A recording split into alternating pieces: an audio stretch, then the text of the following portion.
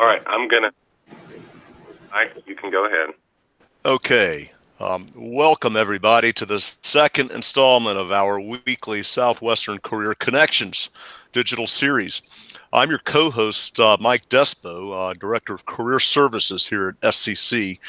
Tyler Good, our other co-host who did much work behind the scenes setting this up, cannot be here today, but I am here with two special guests.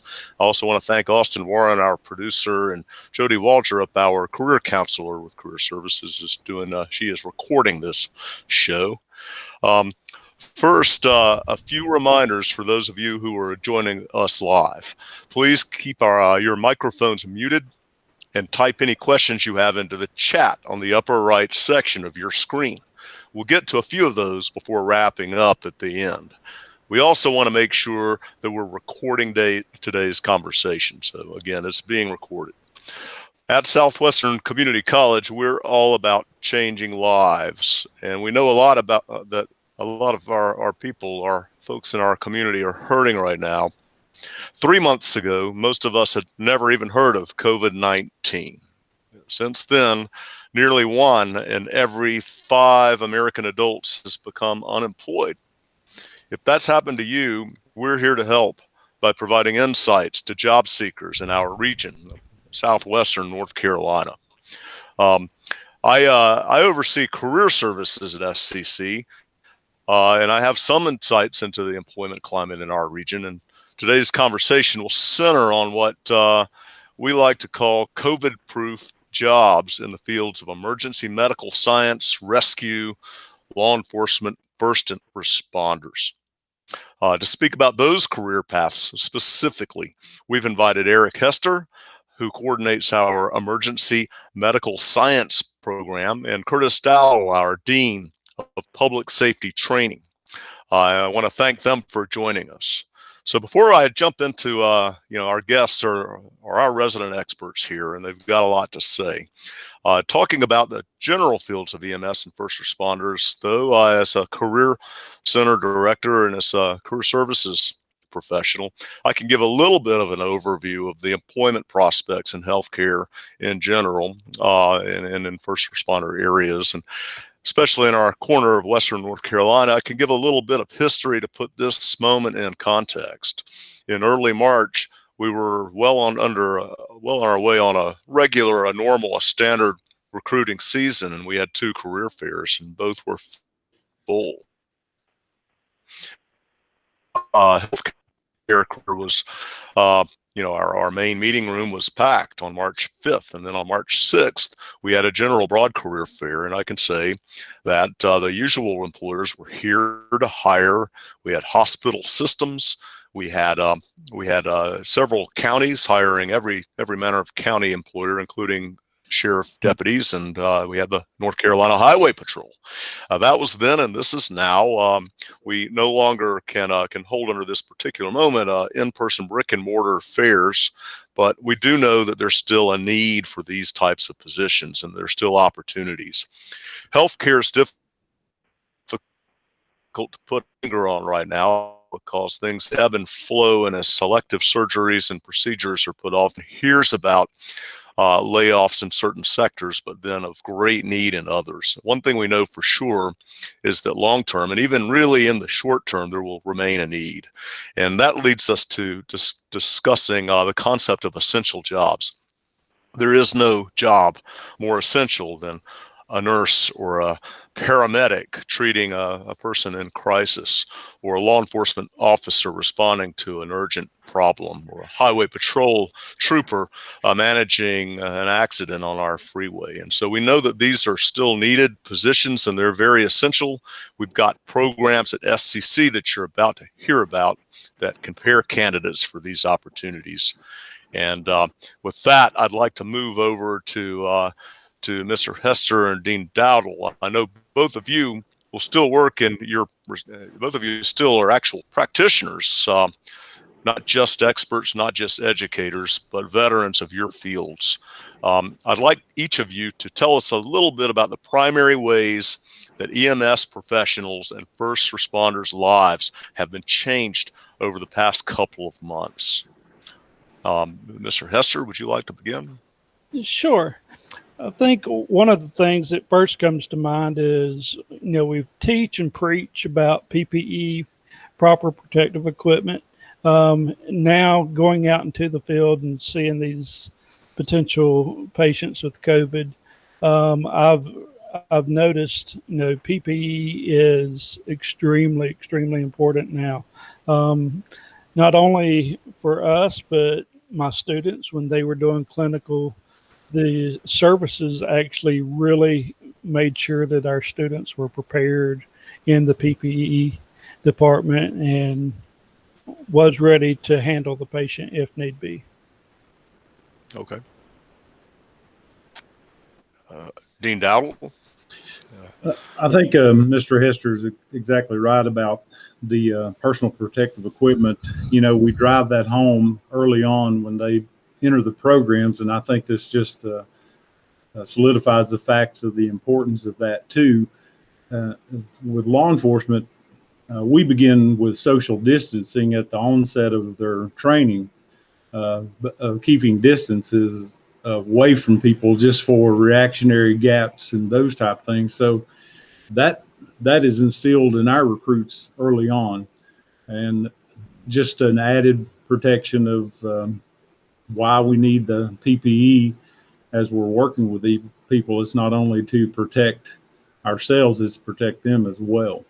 So it's a double sword there. When you don't use it and you're exposed, then all those dangers come with that. But then the reason why we need to have that, so it really is a good learning time for all of our healthcare and public safety professionals too, and understand the importance of that too. And it allows the public to be educated as well as why we take those extra measures to protect them. So what I hear both of you saying is that it's always important to protect ourselves as we protect the public, and the COVID-19 pandemic has made that up front and center and more important and obvious than ever. Correct. Okay. Correct. Thank you. Mr. Hester, let's move over.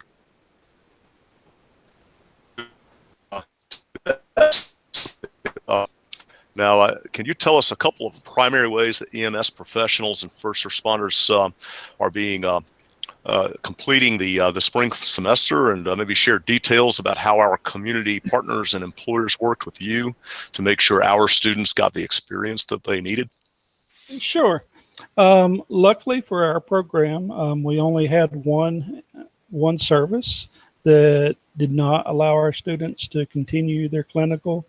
But since we just had one of those shut down, we were able to shift our students over to all of the other ones. They all finished on time.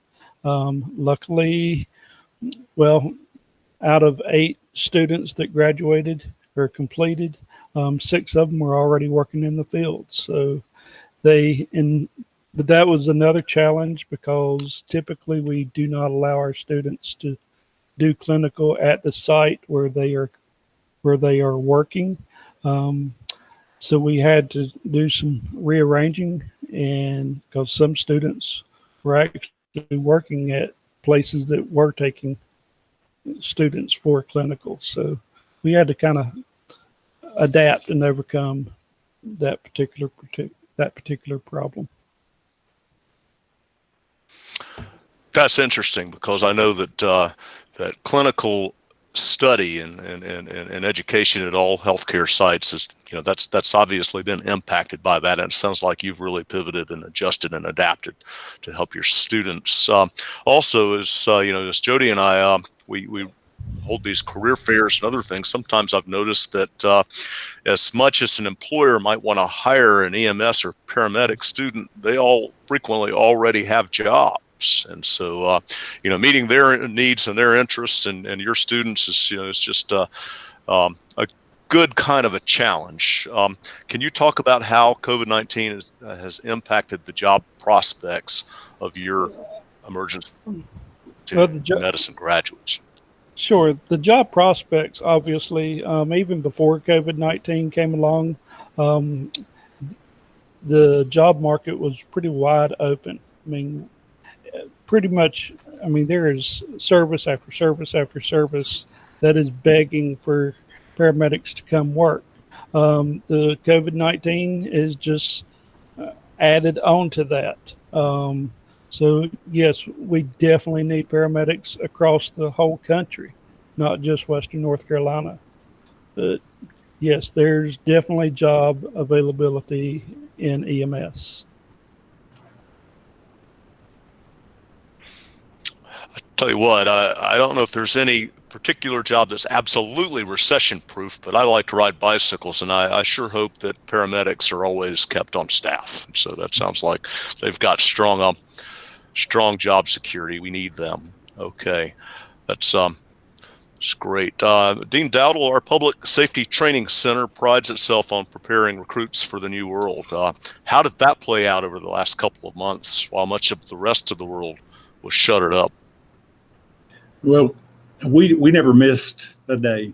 We never took a day off. We never canceled any training.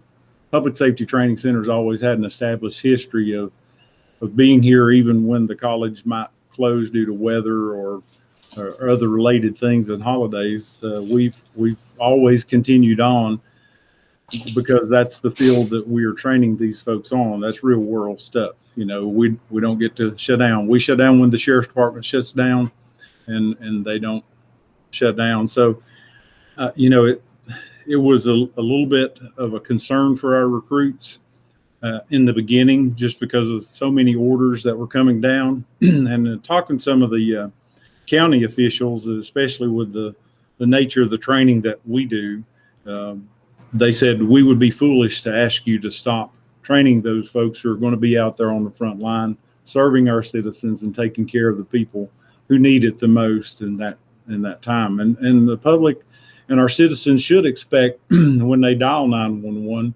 that they're going to receive the professional, courteous care that Southwestern Community College is known to produce students and that go out there and excel in their respective fields.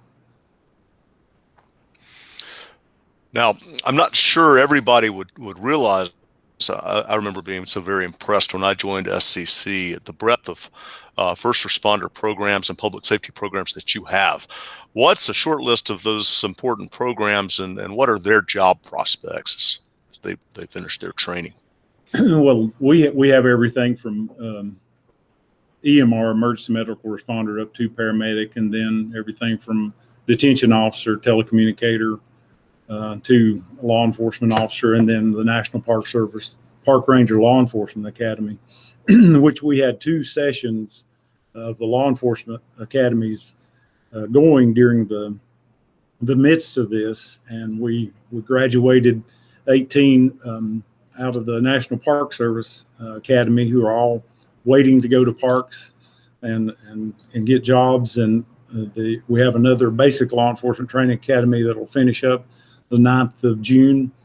And we began another one with our partnership with Western Carolina University. We began that one in April. And so, you know, it's an ongoing thing. We've got a detention officer class scheduled to start in July. It's a revolving thing. The jobs are there. We had a captain from Cherokee Indian Police Department in the house this morning visiting with both academies, trying to recruit because they need people. That, you know, there's a lot of jobs out there. And as you spoke about the highway patrol, that's not, you know, going away. EMS is always going to need those folks, like Mr. Hester said. The fire departments are looking at that. Even though we predominantly have a volunteer fire rescue service in our service area, they still need folks. They still need that training because, again, the citizens are expecting that when they call 911. Well, what are some ways that you think this experience may have actually helped your students in the long run? I'll start if Mr. Hester doesn't care. You know, we had a huge influx after 9/11 of people wanting to get into the profession, to give back to their communities and serve and protect. in all aspects, from EMS, fire rescue, and law enforcement. And when you have something like this that shakes the country, that has such a dramatic effect on people's emotion like that, and they see the heroes that are out there working every day. And we've got a lot of heroes that are not just in public safety. There's a lot of folks who have kept this country going, kept us fed and kept the kids engaged in our K through 12. But they look at that and they want to help out. They want to give back.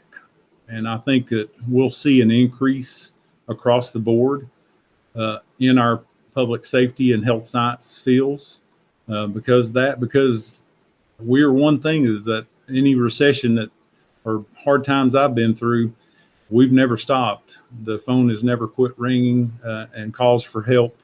And those things, life goes on even in tough times. So I think we'll see an increase in interest and folks wanting to get into public safety and field in general. Yeah, I think you're right. We'll segue in a couple of weeks to a large conversation we're going to have about healthcare across the breadth of all fields. And you're absolutely right. As I think about the heroes and the people who are really keeping our society moving forward, it's the students in your programs and the graduates of your programs out there serving our communities. And so, I just want to thank them for their service right this minute. And thank you both for making that possible. We have a few minutes for any questions. Austin, are there any questions that we want to address from chat? If not, we've got a... Oh, we're good. Good. Okay. Well, we've got an opportunity for each of you to just spend a minute maybe summarizing and, if there's anything that you'd still like to say, any other topic that relates or any kind of summary thoughts that you have that you'd like to leave our audience with. Go ahead, Dean Dowdle. Thanks. Well, I just say anyone who is interested in working in health science or public safety, Southwestern Community College as a whole has an established history of putting the students first and making sure that we do everything we can that you receive the best and most relevant training possible, be it a curriculum class or certificate training, whatever it is that you do. And you can't go wrong with that choice. Our instructors and our administration and our staff are committed to your success and committed that you're going to be successful, that you're going to be good students, that you're going to be good citizens, you're going to be good brothers, sisters, aunts, uncles, husbands, wives, and productive members of society, and that you can be proud of what you take away from Southwestern and carry it with you. Most of our folks that come here are by word of mouth from our alumni because they know the value of training here. So we're here to serve. And I think we do it well, and we take pride in that each and every day that we come to work. All right. I echo that as well, Dean Dowdle. SEC is the place to go if you are interested in any of the emergency services fields. I think you get what you pay for.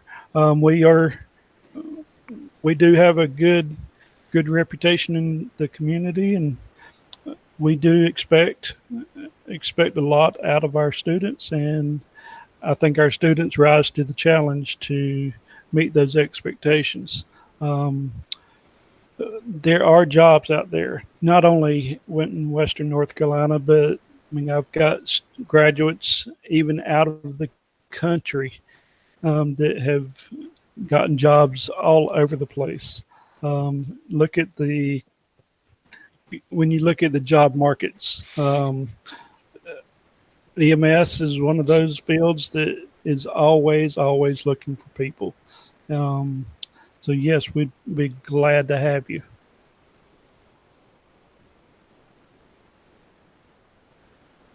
Okay. Thank you, Mr. Eric Hester and Dean Curtis Dowdle. This show will be was recorded, and it will be available online on our website, and we'll use it also to help educate our public to these great opportunities. So I just want to thank you all again for tuning in, and be sure to catch us the next time every Friday at 9 a.m. We'll be using the same Google Meet link and podcaster provider that you found us this week. So I want to thank you and end it for the week, and thanks for your service. Thank you. Thank you, Mr. Despo.